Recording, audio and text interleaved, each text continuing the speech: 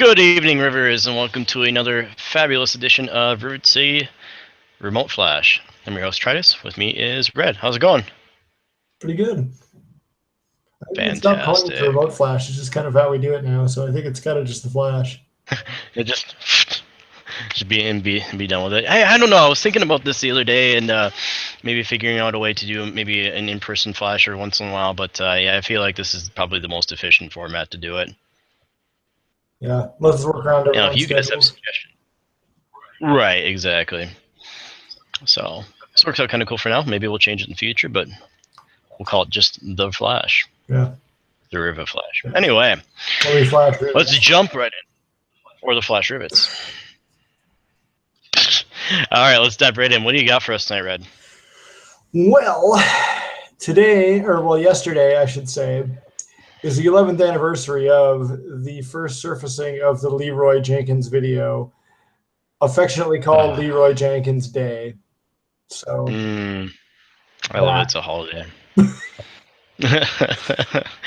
And for our viewers who do not know what Leroy Jenkins, if you don't know, I would be very surprised, regardless if you played World of Warcraft or not. But why don't you go ahead and give us a quick rundown? well, and I forget which raid specifically, but back in 2005, a party on World of Warcraft was preparing to do a rather difficult raid.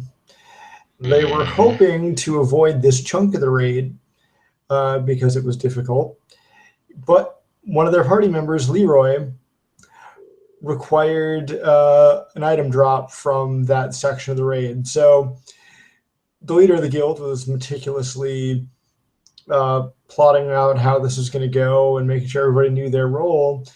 And first they seemed to think that Leroy was AFK. Then he just kind of started moving around and acting a little weird, and they just kind of ignored him and kept doing their thing. And then all of a sudden he got back on the chat and he's like, let's do this. Leroy Jenkins! And then he just charged him. The whole thing was a wipe, and it was just a pretty hilarious video to watch. Like, complete and total epic failure. And since then, the dude's given a couple of random speaking engagements at various cons. Blizzard made a card for him in their Magic style card game. And KenHasCheeseburger.com did a bunch of like tributes to him too. So yeah, he's become like the unofficial WoW player mascot, I guess you could almost say. Yeah, and I guess he's just kind of there's pop culture references to it everywhere now. I think anybody that ever does something reckless and stupid is Leroy Jenkins. Dude, they actually reference Leroy Jenkins in The Flash, the CW series. Like, just the last episode, Cisco says, he mentioned, now I forget, of course, why he says it, but he mentions Leroy Jenkins. Yeah, like just a quick little pop culture reference. It was pretty sweet. Yeah, it was. Go ahead. I've caught it in a couple other shows too, and it's just like it's like And then the funny thing too is I know that raid, and of course I'm forgetting what was the name of it was, but I mean you have to go into this room full of eggs, and there's all these little dragonlings, and they're running over how many times they've either wiped, and they're going over this really complicated plan, and he just runs in, but the funniest part to me is just that brief pause. Don't know what to do with them. It's like, oh my god, he just ran in. Yep. And then pause. Oh, they're going there to help him, and then you just follow him around as everybody behind him is just getting wiped. It's just amazing. He pulled the whole damn thing. Right, and the best part, it's hilarious how popular it's gotten because at the time, like, that was like the biggest dick move you could do in that game. Yeah. Anyway, yeah. Cool. 11 years. Yep. That's crazy. Yep. All right, what else you got? Well, NASA has open sourced 56 of their patents, or well, I'm not sure if open source is the appropriate word, but they made them available for public use. And that is their attempt to spur more private development in the aerospace industry, which Love it. is fucking awesome. And I don't know what else to say about that other than woo. And that's all that needs to be said, right? I mean, NASA's figured it out a long time ago. They're not going to get any help from the government, so they might, spur more of the space industry, spur more of the SpaceX's, the Virgin Galactics, and all that. That's what they should be doing. That's where spaceflight's going, Yep. right?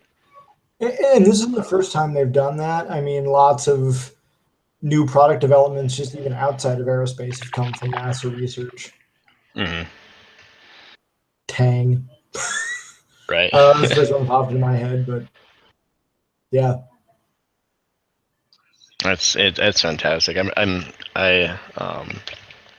No, I just like that. I like the idea that it's happening more and more. Everybody's collaborating. Actually, it's not just this public versus private like battle. It's like we just recognize we just need to get stuff done. It needs to happen. Yeah. And we're gonna find a way to do it. And that's good. And releasing patents like that, I would love to know what I should dig into it because I want to know what the technology is behind some of those patents. Yeah, there's lots. There's 56 of them. One of them includes a weird Jetson-esque jet craft from like the 1930s. Does it have like? I don't think it ever got built, but it looks like it's from the Jetsons. Like a saucer and like a little globe as a cockpit. Yeah. That's awesome. That's cool. Cool, I like that. I'll have to dig into that, putting that in the show notes. Yeah. Cool. What else you got? What do I got? What do you got? Well, let's talk about the Hyperloop. I love the Hyperloop. And I'm not talking about any tubes from Futurama, but it's coming. The Hyperloop was a design originally put out there, at least to some degree. Elon Musk kind of came out there and he released some designs a while back, saying, "Hey, somebody should build this." And so finally, a couple companies based out of LA, a couple startups decided they're going to do that. Very specifically, a company called Hyperloop One just ran a test yesterday. And it was incredibly successful. They're using much like how a maglev train works. They're using that to power essentially the pods that are going to go across. The idea is to get to what they want to do is they want to be able to get to Los Angeles to San Francisco within 30 minutes. Like massively cut that down. They tested yesterday transporting objects up to about 400 miles an hour, and the idea the test was only seconds long, but it proved the concept. I mean, they were able to fire up and get to 400 miles an hour in 2 seconds. Like boom. Nice. Yeah, it is super cool. So right now they proved the concept. Now they can go back to investors and really start designing and getting it going. I can already see that their biggest hurdle that they're gonna have to jump over is public contracts and zoning and all that kind of shit because of existing transportation, right? Yeah. But I'm hoping that because it seems like it's a much cheaper alternative to hauling things by train and semi and all that stuff. So I'm guessing eventually it's going to win out anyway. Yeah, well, and if I recall from Elon Musk's initial unveiling of his idea of Hyperloop, one of the advantages of it was, compared to traditional mass transit, it would require significantly less of a land footprint because it was going to be raised like power lines. So instead of having to, potentially use eminent domain to seize a bunch of land, it's more like leasing space, almost like you would with a cell tower. Like, hey, can I have, 20 by 20 section of your ditch over there for me to... Right, exactly. I would imagine would you think that they'd put it in your existing roads? I don't see why you wouldn't. I mean, there's a pretty straight interstate going from San Francisco to LA, isn't there? Right. Yeah, I do. I believe so. Makes it easier to load off existing, like, I don't know, at least, and I'm making assumptions here because I haven't read your source, but last I read about the Hyperloop, when it was purely theoretical, Elon Musk's idea that, the idea was it was going to be almost kind of a ferry concept where you and I could walk onto it. They'd have a passenger type pod we could get in and, get shot to San Francisco, or they'd have a more ferry type pod where we drive our vehicle on and get shot to San Francisco. So what they're, at least for this one, it sounds like it's just going to be the first one where you walk onto it and sit down, and then what they want to do is they want to accelerate up to 750 miles an hour. It wouldn't be as like aggressive, maybe is the term, as shooting up to 400 miles an hour in 2 seconds, but they'd slow it, they'd slow the acceleration so that way you're not hit by like 20 fucking G's, Yeah. but like your face isn't like in the seat now, but Please sit down, strap the barf bag to your face, and right. Exactly. I wonder how that first launch is going to go. Pregnant women and people with heart conditions. Right. Start reading down the list. Six people up front with motion sickness. That'll be fun. No, it'll be interesting. But now that they're trying to account for all that as much as possible. So I wonder how fast it's going to take to. I guess, planes speed up pretty fast. So, but they only go up to 4. I don't know, what is it? 400 miles an hour, something like that. Anyway, or I should say regular commercial jet. But no, I'm really interested. I'm just loving the idea of imagining a world where I could be driving a car down the road and there's a freaking tube like right down the median, right? Yeah. Like just ferrying people and goods back and forth. I think that's kind of cool. I would imagine. Do you think that they would building separate tubes for goods and people, or do you think it'd be just one big tube? I think it would start as one, but it'd probably end up being 2, just even for sheer volume. I mean, if it's really that great, like we might start seeing as a primary means to go between cities. I mean, maybe people only drive within cities that have crappy public transit. Right.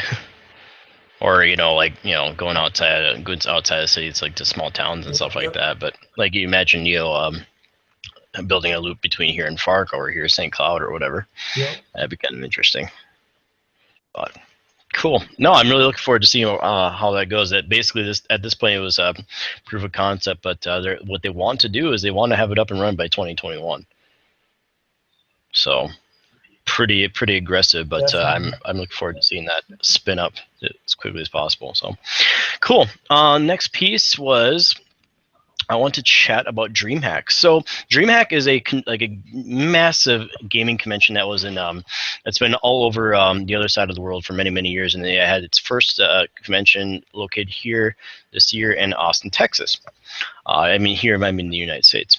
So Dreamhack itself is just a giant LAN with a lot of esports, a lot of people getting together, just sitting down in a giant conference center in Austin, and putting down PCs and just gaming. They had a bunch of tournaments going on. A lot of pro esport players were there. They have live music, concerts. Massive amount of electronics vendors were there. I guess at one point they're I think it was NVIDIA was handing out new graphics cards like they were cupcakes, like crazy, right? Exactly. And I think so the guy I talked to who went to it, Cody, I'm going to be interviewing him about the event and a podcast tomorrow, and I'm going to hopefully get that up and running maybe next week for everybody to hear and listen to, so we can really dig into it. But I guess the convention cost itself was like $80, and then you're in Austin for 3 or 4 days. But yeah, it's you get so much cool stuff, and you get such an amazing experience. It definitely pays for itself. But so it was his first one this year in Austin. I'm not sure if they're going to do. I know they're going to do another one next year in 2017. I don't know if it's going to be in Austin again, but look forward to that. That is a convention I plan to go to next year. Sweet. So I really liked it, and I just generally want to go to more of these conventions. I got out of the con world for a little bit, and it's time to get back in. I would agree.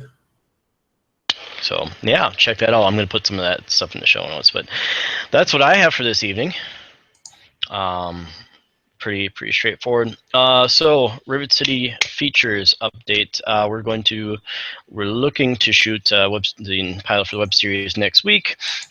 This weekend we're going to rock out some new ideas for some new video content out there. Tonight, Red, you are streaming. I am streaming 10 to midnight. Tell us Central about your Time. stream. Going to be doing Borderlands, the pre-sequel again, part of the Handsome Collection. I may or may not have Wolfpaw joining me. I'd probably be flying solo because I think Wolfpaw's getting a tattoo. Or no, Didac's getting a tattoos, and I think Wolfpaw is... Wolfpaw might be my mod tonight. I don't know. I forget how they were going to trade that out. No, yeah, it was either him or her, Snell. Yeah, they're both Wolfpaw and Didact are getting tattoos either yesterday or today, and yeah. Yeah, so Wolfpaw did yesterday, and anyway, so tattoos, streaming tattoos, Rivet City, 10 to streaming. midnight, Central Yes. Time. Riveting. All right, so cool. That was awesome. Good stuff. So yeah, that's all I have. So we will see you cats next week.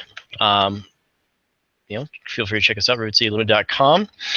Check us out on the Twitter, Rivet City, at Rivet City Ltd, Facebook.com, Rivet City Limited, and we will see you guys next week.